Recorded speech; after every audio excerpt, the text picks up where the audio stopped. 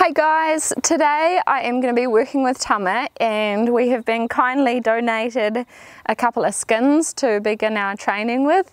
So today I'm just going to start off by using our Chase Me game to introduce the skin, and we'll just see what Tama's reaction or response is to the skin, to the smell of it and all of that sort of stuff. And I guess my end goal is to have him feel comfortable about it being around him, on him, and probably getting him to be able to drag it as well.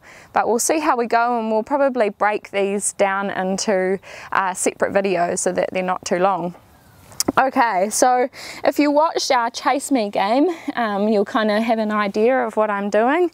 But basically, we want the horse to follow the stimulus, so the thing that they could potentially be worried about. So why I like to use the Chase Me game, rather than me approaching the horse with the skin or whatever it is that I'm trying to get them used to, I'm sort of putting him in a position where he feels more powerful. He feels like he's the one that's making the decision to come up to it rather than it coming up to him, which can be quite a threatening thing for a horse. So by getting them to follow it, sometimes they'll start off with being a little bit worried or unsure, and then just there, when he got a little bit more curious and came forward, then I just stopped and I'll let him come up and check it out. Good man. Hey. Okay, and away we go again. So Tama's had a bit of a breakthrough this week. He's a real stoic type of horse, and he sort of always just keeps his distance, and in the wild he was quite a warrior of a horse. He was sort of a protector of the herd. So I really had to work at building his trust up to get him to do things for me and together. So just this last week, he, for the first time ever, has taken food out of my hand, and he's always been very protective of his head, and I noticed that his head is sort of where he goes into battle. If he's having a bit of a war with another horse, he uses his mouth and his front legs a lot. So it's sort of been the last thing in building our trust and our relationship, is to get him to accept me in his space and around his head, and especially his mouth. So this last week he took some food from out of my hand, and now all of a sudden I've noticed he started doing things like this, coming up to things and wanting to check things out, and not keeping his distance all the time. So I'm pretty excited about that little breakthrough, just another little stepping stone towards setting ourselves up for success in our hunting or whatever we choose to do. You're a good man, eh? So you might have a horse that sort of stops all the time and they don't really want to come forward. So what you would do there is you'd just keep a gentle pressure, and as soon as they come forward, then you're going to release the pressure and just let them chill there for a little bit. Because if we keep the pressure on all the time, then they never figure out what the right answer is. Or you might have a horse that's sort of dancing around all over the place because they're quite worried about the skin. So when they're doing that, just keep on cruising along and don't really make a fuss of it. And the moment they start to relax, then again you're going to stop and let them chill out for a little bit. So we're always using that release of pressure or time to just stop and chill as a big reward for them, and that's how they learn what we want. Good boy, Tama. So I'm pretty stoked with how he's going with following it. He's not worried at all. He's kind of just curious about it and the smell of it more than anything, but he's not worried about it moving around in front of him, which I sort of expected with all of the work that we've set up for this. So now I'm going to progress into having it at his side. So for this, you need to have established being able to send your horse around you in a circle, but I'm just going to get him moving forward and sort of drag it along beside us. So see there, he's a little bit more worried about it with it behind him, and then so he wanted to go sideways, so I kind of just pushed his bum away from me a little bit and straightened him up again. And the moment he got straight in his body and looked like he wasn't trying to move away from it, that's when I just let him come to a stop and reward him again. So it's all about rewarding for those small little tries. And although it doesn't look like much right now, these are the small little stepping stones to getting a horse that's really happy and relaxed and accepting of having an animal around it. Good boy. So I like to think of all of these steps like I'm building a building. So if I was building a building and I just stuck up the walls and put the roof on without building really good solid foundations, then of course it's going to fall over. So it's the same with our training. A lot of the time we see people having problems with their horses, and it's because they haven't got good strong foundations in there. So it's just about being patient and setting them up for success, and then we have a pretty awesome horse. Good boy. So that is pretty cool on that side. Not too worried about that. And I don't like to drill my horses on things either. Like if everything's looking good, then there's no point in me doing it 100 times until they get pissed off and frustrated with me. Good boy. A little bit more worried on this side, eh bud? So I'm just going to get him moving forward. And the reason I like to get him moving forward is because I can really tell if he's actually accepting of it. Whereas if I just have him standing still, then that's how we teach a horse to shut down, and they kind of just blank everything out. And those are the horses that one day might explode at something. So by getting him moving his feet, I can really see, is he shutting down? Is he taking off and going into that flight mode, or is he going into fight mode? But right here I think we have a pretty relaxed and accepting horse. He's a little bit more worried about that being at his side, and so now I can see he's sort of releasing a lot of that by doing this licking and chewing and yawning. So those are kind of our stress indicators, and why they lick and chew and yawn is because when they go into that survival state, they stop producing saliva. So once they come out of that state, if I've left him in a good place and if I've taught him not to be fearful of it, then these signs are a really good thing. When he started to produce that saliva again and realizes that he doesn't have to fear for his life. Hey Tama. And as you can see, he is quite a stoic because his stress things are not all that major. Hey, rightio, so I reckon we might finish up this video here, and in our next videos we're going to start working towards having the skin up on Tama, and then we're going to work at being able to drag it behind him as well. So if you've got any questions, feel free to comment on the video or private message us. We're always happy to help. But otherwise, I look forward to seeing you in the next video. Hey guys, in this video we are going to be working towards being able to put the skin up on Tama. So we're preparing him essentially to be able to carry an animal out for us. So far I've done the chase me game with the skin, which he was not worried about at all, and then we introduced him to it by being able to drag it at his side. So now I'm going to ask him to be okay with me putting it up on him. So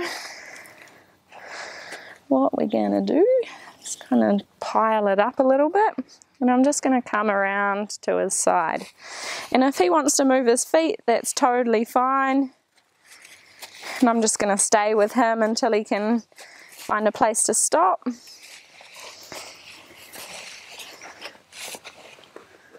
Good boy. And then I will step on out of his space with it and release to reward him. Good man. Hey. So because we've done lots of moving his feet with the stimulus or the skin beside him, now we just have to sort of teach him that it's okay to stop his feet as well. He doesn't have to keep on moving his feet. Do you want a treat, do you?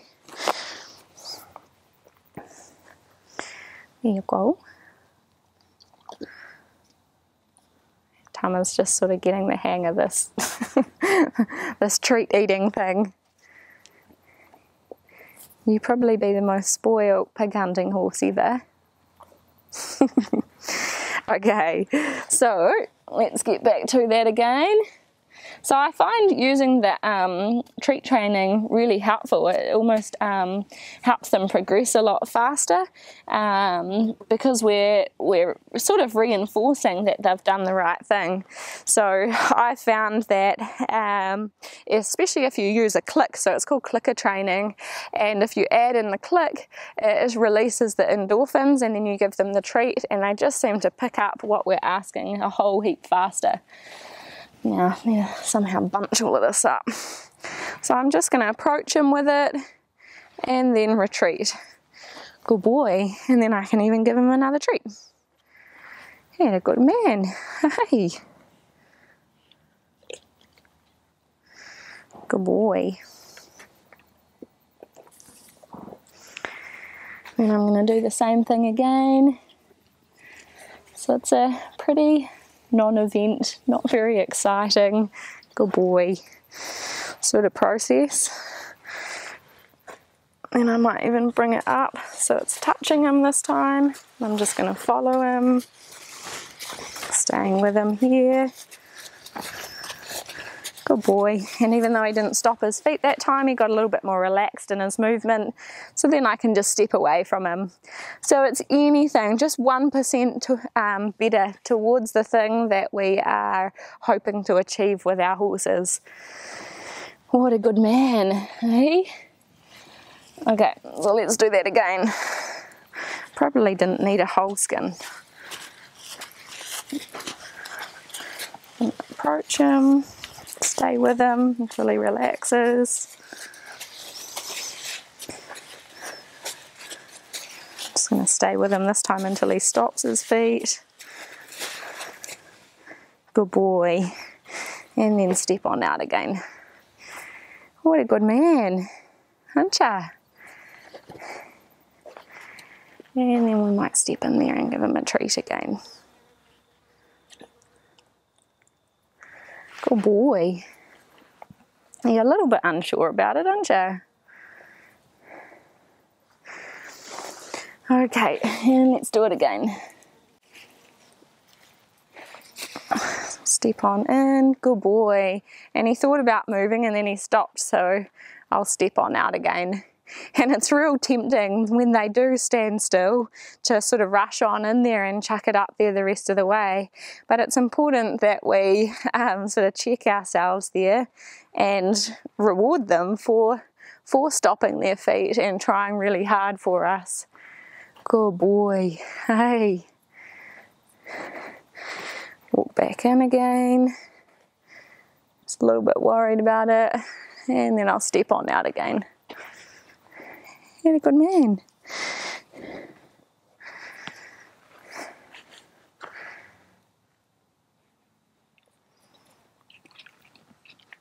Good boy. Okay, and again, step on in. Might even touch him with it this time. Good boy. And step on out. Good. So I want to be able to touch him with touch it onto him with him standing still and with him moving his feet. Like we were saying before, we want to make sure that they're not just accepting standing still. They need to have both of it in there, otherwise we can be tricking ourselves into thinking that they're okay with it when they're really not. Good boy. That's a little bit worrying, huh? Good man. And step on out again. So even just looking at little things like him turning his head to the outside, those are little signs of him not 100% accepting of it on him. So those can be the things that can trip us up sometimes, and we might think that our horse is totally accepting of something, but in actual fact they're just kind of coping with it rather than accepting it. Good boy. Okay, let's do that again, eh, bud? Good boy. There you go. Okay, so this time I'm going to ask him to move on. See how he copes with it. Good boy. And then I'll let him just come to a stop again. Good boy. And we can give you some more treats. Good fella. Okie dokie. Let's do that again.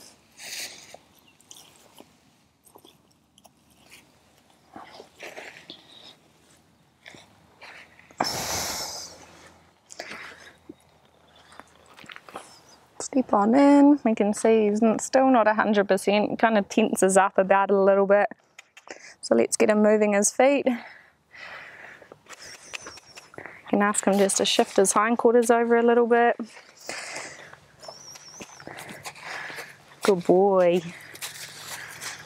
Let's go for a little walk this time. Hey, bud.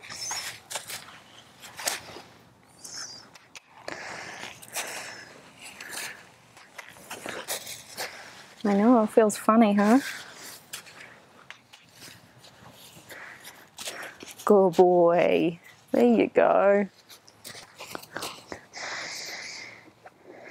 Give you some treats for having it on there. Good man. So every horse is going to be different.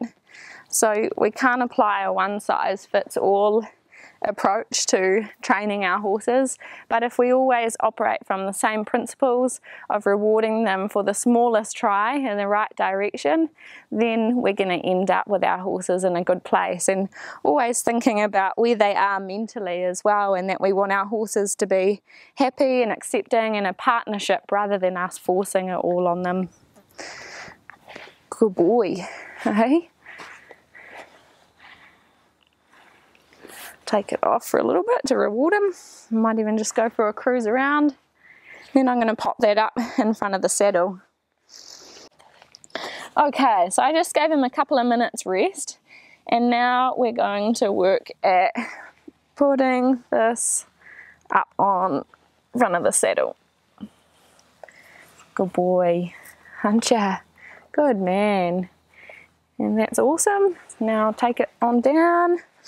Can give him another treat again. Good boy.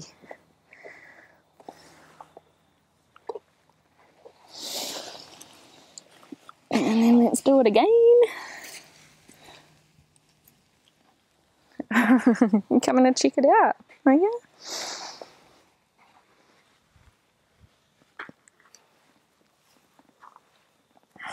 Good boy. Okay, let's go for a walk this time, bud. So just going to ask him forward. If he won't go forward, then I can just bend him. Get those feet moving. Might feel a little bit more funny being up in the front this time, especially for Tama, because he's, like I was saying earlier, he's quite protective over the front half of his body. More so than the hindquarters, and that's why I tend to start off working back at his hind end and then work our way forward. I might just come out in front and lead him. There, a good boy. Hey, what a good man.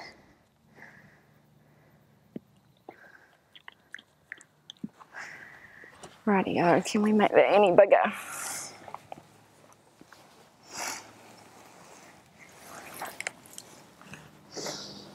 Good boy.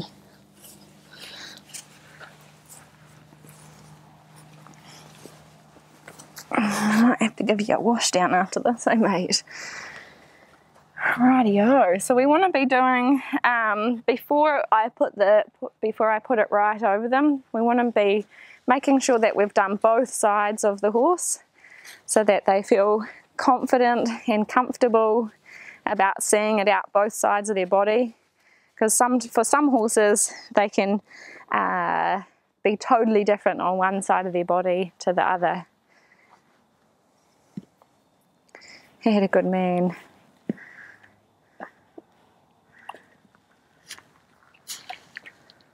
Almost dropped it, bud.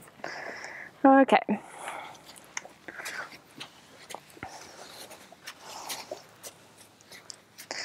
What a good boy. Okie dokie. Well, I reckon we might finish up there. He's done everything I've asked him to do, and I feel like he's accepting the skin on him nicely. He's carrying it forward. He's not stressing out about it or anything. So that's a good day's training for me and Tama.